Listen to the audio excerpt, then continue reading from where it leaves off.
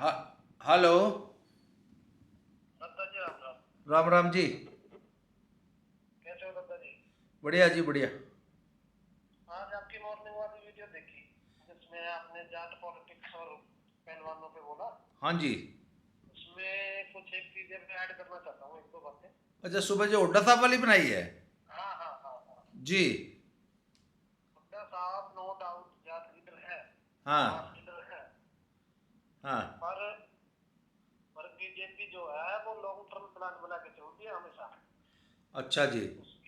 उसके दिमाग में 2024 को लेकर राजनीति नहीं है। नहीं नहीं, पहले ये बताइए, एक तो इस अफवाह में कितनी सच्चाई है कि हुड्डा साहब बीजेपी में आ सकते हैं? इसमें देखो सच। सर, अफवाहें जहाँ धुआं उठता है ना वहाँ कुछ ना कुछ आग थोड़ी बहुत उठती है। अच्छा जी। ये चीज तो आप मानो, बैक एंड पे कुछ ना कुछ थोड़ा बहुत है। क्योंकि आईएनएलडी से भी को लेके भी जिस तरह की अभी हुड्डा साहब ने कांग्रेस में बगावत करी थी हाँ। कि भैया आईएनएलडी को इंडी अलायंस में हम ज्वाइन नहीं कराएंगे, और जिस तरह से कुमारी शैलजा और सुरजेवाला जी लगातार आक्रामक है हुड्डा जी पे सीएम बनने को लेके। और जो जो इन्होंने अभी पहले ब्राह्मणों को लेके बोला भाई डिप्टी सीएम ब्राह्मण कास्ट का होगा, फिर बोला 4 डिप्टी सीएम होंगे, तो इससे कांग्रेस के अंदर बहुत ज्यादा नाराजगी भी है, गुटबाजी बहुत ज्यादा क्लियर दिखती है। अच्छा। और जाट वोटर जो है वो एक लाइन में लामबंद अभी भी हुड्डा की तरफ ही है। अच्छा, जाट अभी भी कांग्रेस, हुड्डा के साथ ही हाँ, हैं? जाट वोटर तो कांग्रेस को नहीं देख रहा, जाट वोटर देख रहा है हुड्डा को बस। अच्छा। हम्म। नहीं, अच्छा, शैलजा के पास क्या है? मतलब शैलजा और सुरजेवाला के पास क्या? मान लीजिए हम ये एक बार एक हाइपोथेसिस है कि हुड्डा साहब अगर आ गए बीजेपी में, तो शैलजा के पास या सुरजेवाला के पास या कांग्रेस के पास क्या बचेगा फिर? अगर देखो सीएम की लाइन में तो वो तभी आएंगे, उन्हें ये मतलब ये तो पता है कि अगर हुड्डा कांग्रेस में रहेगा तो बड़ा कांटा तो हुड्डा ही है। नहीं, आपको लगता है कि अगर हुड्डा हुड्डा अगर बीजेपी में आ गया तो जाट उसके पीछे पीछे बीजेपी में आ जाएंगे? बिल्कुल 50%। अच्छा, 50% जाट वोट में? 50% से ज्यादा वोट बीजेपी में आ जाएंगे, उसका है इस लेवल का नहीं, अकड़कनी कम्युनिटी में। पर मुझे एक बात नहीं समझता ना, हुड्डा को बीजेपी ऐसा क्या ऑफर देगी कि हुड्डा बीजेपी में आ जाएगा? किस हैसियत से आएगा? देखो मान लो, आप सोच लो कि सीएम तक का भी ऑफर दे दिया, हाँ फॉर एग्जाम्पल सीएम तक का भी ऑफर दे दिया। हाँ आप 2014 का सिनेरियो याद करो, यहाँ पे कोई जाट फेस नहीं था, हाँ लामबंद नहीं थे। अब क्या हो रहा है, वेस्ट यूपी के अंदर जाट देख लो, बीजेपी को कहीं ना कहीं डेंट दे रहे, हाँ। हरियाणा में भी, और आप ये देख लो राजस्थान में भी। अब जेजेपी जो थी पिछली बार, जेजेपी ये अगर मार्केट में नहीं होती, इलेक्शन में नहीं होती, तो हुड्डा साहब एक तरफा निकाल के ले जाते चुनाव। हाँ। अब ये चीज अब की बार होती दिख रही है।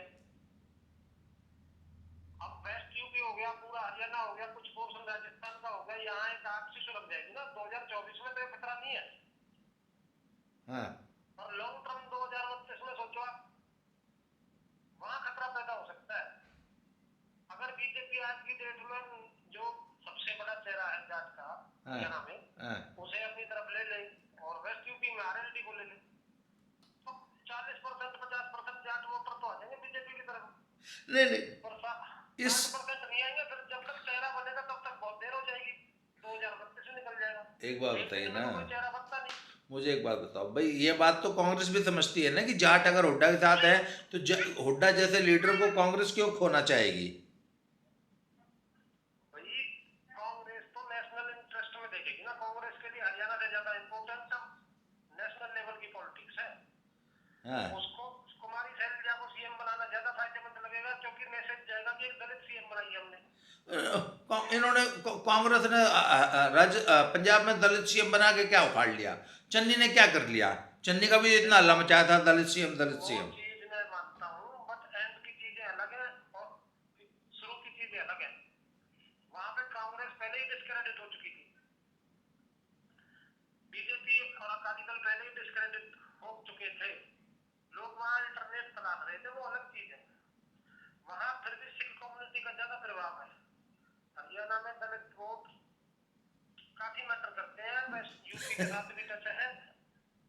नहीं नहीं, यहाँ के सिनारियोज बिल्कुल अलग है। पर एक बात बताइए ना, बजरंग पूनिया और ये विनेश फोगाट, इन्होंने जो ये इतनी राजनीति खेली है, सब कुछ किया, ये तो हुड्डा के पीछे ही तो किया, अब इनका क्या होगा? हुड्डा ने तो पल्ला झाड़ लिया। हुड्डा आज की डेट में बजरंग पुनिया नाम का चीज नहीं जानता क्या है बजरंग पुनिया। उसको पता है बजरंग पुनिया के साथ अगर 1% भी खड़ा हुआ मेरा नुकसान है, फायदा कुछ नहीं। मतलब आप ये कहना चाहते हो कि बजरंग पूनिया को इन लोगों ने सिर्फ यूज किया, ये तो टिश्यू पेपर बना दिया इन बेचारों का, तो use and throw. Bajrang Punia खुद ट्विटर पर रीट्वीट कर रहा है राकेश टिकैत के खिलाफ। कब किया? राकेश की प्रोफाइल मैंने नहीं देखा सर। मैंने बहुत पहले देखा है, वो राकेश टिकैत के खिलाफ वाली ट्वीट को रीट्वीट कर रहा है खुद बजरंग पुनिया। क्या बोल रहा है? क्या मैं मिसयूज हो गया भाई? उसमें किसी ने डाल रखा था दोनों भाइयों के खिलाफ कुछ चीज कि भाई ये कहीं भी जाते हैं आंदोलन को भेज देते हैं बैकएंड पे, ऐसे ही पहलवानों को मिसयूज करा। मैं सर्च करके दिखा दूंगा। अच्छा जी। हाँ बिल्कुल, बजरंग पुनिया राकेश टिकैत के खिलाफ है, टिकैत परिवार के। नहीं तो ये साक्षी को और ये बजरंग और विनेश जो टिकट मांग रहे थे, अब अगर मान लीजिए हुड्डा ही नहीं रहा, है शायद ये होता रहेगा तो भी टिकट नहीं मिले और ना रहा तो भी ना मिले। इनका तो अब पॉलिटिकल करियर खत्म समझ लीजिए। रेसलिंग प्लस पॉलिटिकल करियर कुछ नहीं है इनका। जो भी इनको टिकट देगा वो अपनी सेफ सीट को गवाएगा। अच्छा योगेश्वर, इसकी सेफ सीट है। योगेश्वर पहलवान जी का क्या करियर है अब? योगेश्वर पहलवान जी को बीजेपी कंसीडर कर सकती है क्योंकि पहलवान जी के पास जाट वोट्स कुछ परसेंट है पहलवानों की, जूनियर्स की।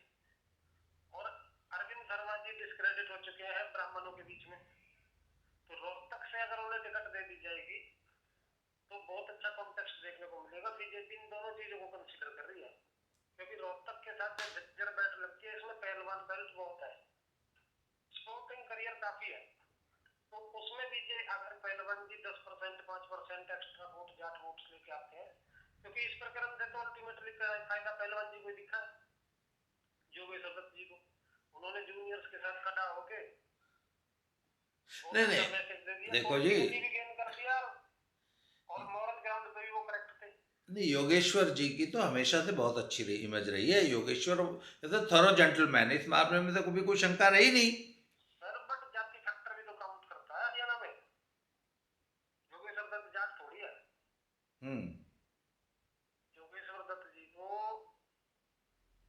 टिकट अगर बीजेपी देती है, नॉन जाट वोट्स तो एक तरफ उनको मिलने की चांस है ज्यादा, ब्राह्मणों के ज्यादा वोट मिलेंगे अरविंद शर्मा की कंपैरिजन में तो, और कुछ परसेंट जाट वोट भी मिलेंगे नहीं मुझे, पहलवान जगत के। अच्छा मुझे एक बात बताइए, अभी अभी हरियाणा में इस बात को, इस चर्चा को लोग कितना विश्वास कर रहे हैं या कितनी क्रेडिबल है कि हुड्डा जो है बीजेपी में आ सकता है?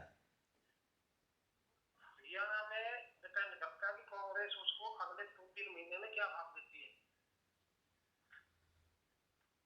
मतलब ये डिफेक्शन जो होगा लोकसभा से पहले होगा कि लोकसभा के बाद होगा? ये इसके बारे में कुछ नहीं कहा जा सकता, पर मेरे हिसाब से अगर ये होगा तो पहले ही होगा। बीजेपी एक सीट भी क्यों गंवाना चाहेगी, टक्कर में क्यों लड़ना चाहेगी? जी। और कांग्रेस छोड़ के आने के बाद दोबारा से चुनाव लेने का फायदा क्या है? चुनाव होने के बाद मान लो कांग्रेस जीत भी जाती है रोहतक की सीट और बाद में हुड्डा भी ज्वाइन करते हैं बीजेपी, तो फिर दोबारा इलेक्शन के चक्कर में पड़ेगी क्यों बीजेपी? नहीं अभी आप ना कह रहे थे कि बीजेपी बड़ा लॉन्ग टर्म गेम खेल रही है, आप बता रहे थे। इसीलिए तो खेल रही है। आज अगर बीजेपी के पास हुड्डा आ गई, कंसीडर कर लो तो हरियाणा में जाट फेस कौन रहा बड़ा? जब तक बनेगा वो 10 साल लग जाते हैं फेस बनने में। बीजेपी हुड्डा साहब तो खुद सीएम थे 10 साल, इस वजह से उनका बना बनाया फेस है। दुष्यंत चौटाला डिस्क्रेडिट हो चुका है जाटों के बीच में, इसका बेनिफिट पूरा पूरा हुड्डा को मिला है, ना कि बीजेपी को। नहीं नहीं नहीं, नुकसान ही है। एक चीज फिर भी इनेलो के दोनों फैक्शंस, इनेलो और जजपा के पास कुछ वोट बैंक तो बचेगा आपके हिसाब से? कैंडिडेट कैंडिडेट की वोट्स है, गिनी चुनी सीटों पे है जहां पे बीजेपी का कैंडिडेट कांग्रेस के साथ सीधी टक्कर में, वहां पे जाट सीधी सीधी कांग्रेस को वोट डालेंगे। जहां पे इनेलो का टक्कर में तो वहां कांग्रेस भी नहीं डालेंगे, इनेलो को डालेंगे। तो ऐसी कितनी सीटें होंगी इनेलो और जजपा के मिला के? मैक्सिमम 10 सीट पूरे हरियाणा में। बस मैक्सिमम 10। हम्म। जहाँ पे इनेलो टक्कर में रहेगी ऐसी मैक्सिमम 8 से 10 सीट होंगी। हम्म। बाकी सीट्स पे बहुत क्लियर कट है, वोटिंग एक तरफा डलेगी कांग्रेस को। अच्छा जी। हाँ जी, हाँ जी। अच्छा, इसीलिए जब ये अभी ये वाली सारी जो फॉग था ये क्लियर हुआ है, तो फिर जो है WFI के चुनाव की हरी झंडी दिखा दी है इन्होंने। बिल्कुल सर, बिल्कुल। पहलवानों से बीजेपी को फायदा ही होना है, नुकसान नहीं होना, इसलिए कराइए। अच्छा। खट्टर साहब ने जब बयान देखा ना, उसकी टाइमिंग देखी आप। निशान का रमन ट्रायल पे जीतने के बाद जाना चाहिए था, ये चीजें खट्टर साहब ने तब बोली है जब पहलवान वहां पे रिपोर्ट कर चुके हैं एशियन गेम्स के लिए हम्म। चाइना में। हम्म। यहाँ पे रिवर्ट का कोई ऑप्शन नहीं है। अगर खट्टर साहब ये बयान जस्ट 4 दिन पहले दे देते तो बजरंग पूनिया का नॉमिनेशन वापस ले लेता। पर एक बात बताओ यार, बजरंग पूनिया को किसी ने ये समझा ही नहीं कि तू इस पूरे प्रकरण में बदनाम हो रहा है और तुझे हासिल कुछ नहीं हो रहा, तू बल्कि नाम वापस लेके पूरे हरियाणा में हीरो बन सकता है। हरियाणा में नहीं, पूरे देश में तू हीरो बन जाएगा अगर तू आज भी एशियन गेम से अपना नाम वापस ले ले। उसके पास जो 4 चमचे थे, थोड़े पैसे के लालच में लगा लो, उसकी वजह से बजरंग पूनिया डिस्क्रेडिट हुआ है। और उसके आसपास के समझाने नहीं, इसका मतलब विनेश फोगाट तो बहुत समझदारी कर गई, अपना नाम वापस लेगी। साक्षी मलिक सबसे ज्यादा समझदार थी, शुरू में ही कर गई। जो साक्षी मलिक सबसे ज्यादा समझदार थी। विनेश को भी पता था कि मेडल आएगा नहीं। हाँ। आपकी वीडियो में क्लियर बता रहा है कि भाई वो नॉन ओलंपिक वेट कैटेगरी में भी नाम वापस ले रही है, तो उसको पता ही था कि ओलंपिक कैटेगरी में तो कोई नंबर ही नहीं। हम्म। नहीं नहीं, इस नहीं हरियाणा की राजनीति का भाई क्लियर कट निचोड़ यही है। भाई साहब, बजरंग पूनिया को ना गलतफहमी थी कि मैं ब्रॉन्ज तो ले ही मरूंगा, थोड़ी बहुत आज सेटिंग। बजरंग पूनिया को आप कांग्रेस का टिकट दे दीजिए, हाँ। कहीं से भी। हाँ। अंदर ही आओ। पूल सही पड़ गया तो एक आधा मेडल खरीद लो। पूल नहीं पड़ा ना कहीं से भी सही। दे दीजिए और सेफेस्ट सीट दे दीजिए, सेफेस्ट। Safest seat. वहाँ वहाँ से बजरंग पूनिया चुनाव हार जाएगा। अच्छा। क्योंकि ये सारी सीट जितनी भी है ना कांग्रेस की, बीजेपी, जहाँ पे जाट डोमिनेटेड है वोट्स, वहाँ पे पहलवान भी काफी है, सपोर्टिंग जगत से जुड़े हुए बहुत बंदे हैं। और वो उसके खिलाफ जाएंगे नीचे के बंदे। बजरंग पूनिया अपना पॉलिटिकल करियर खत्म कर चुका है, मैं सीधे सीधे शब्दों में बोलता हूँ। अच्छा, अगर ये प्रकरण कुछ ना होता, जैसे पहले चला आ रहा था वैसे ही चलता, एकदम बेदाग करियर। बीजेपी दोनों ही पार्टी तैयार थी, तीनों पार्टी बजरंग पूनिया को टिकट देने के लिए। अच्छा, उस कंडीशन में अगर टिकट मिलता तो बजरंग पूनिया तो बीजेपी से भी निकालने की ताकत रखता है सीट को। हाँ। बजरंग पूनिया अगर बीजेपी की टिकट पे भी चुनाव लड़ता तो, और ये प्रकरण नहीं हुआ होता तो बीजेपी की टिकट से भी इसको जाट वोट मिल जाते। अदरवाइज जाट वोट डालते नहीं है बीजेपी को कभी भी, इसको मिल जाते। इसकी पकड़ तेज थी।